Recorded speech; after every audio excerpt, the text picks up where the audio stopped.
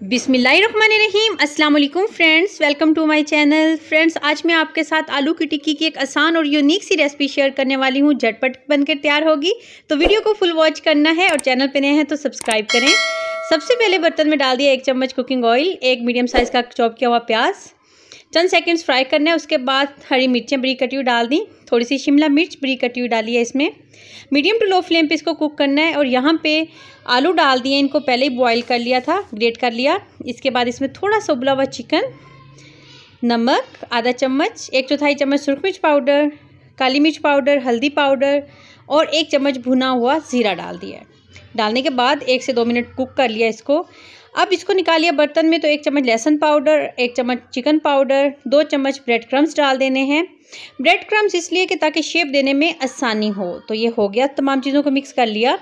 अब हैंड्स पे लगा लिया थोड़ा सा ऑयल ताकि शेप देने में आसानी रहे। ब्रेड क्रम्स की वजह से शेप बहुत इजीली हो जाएगी। ये देखिए, चंद सेकंड्स में एक ज़बरदस्त सी शेप बनकर तैयार हो गई। एक दफ़ा फिर से मैं दिखा रही हूँ आपको, ताकि आप इजीली समझ सकें। इस तरीके से भी आप कर सकते हैं। पहले ये देखें, और फिंगर्स की मदद से यूनिक सी होगी, इतनी मोटी होनी चाहिए ये। तो ज़बरदस्त सी ये तैयार होगी आलू की यूनिक सी टिक्की, दिखने में अच्छी और वैसे मज़ेदार। मैदे में डाल दिया कॉर्नफ्लोर 1 चम्मच और पानी डाल के इसका गाढ़ा सा घोल तैयार कर लेना है। देखिए, घोल इस फॉर्म में होना चाहिए, इससे ज़्यादा ना गाढ़ा हो ना पतला हो, इस फॉर्म में ये होना चाहिए।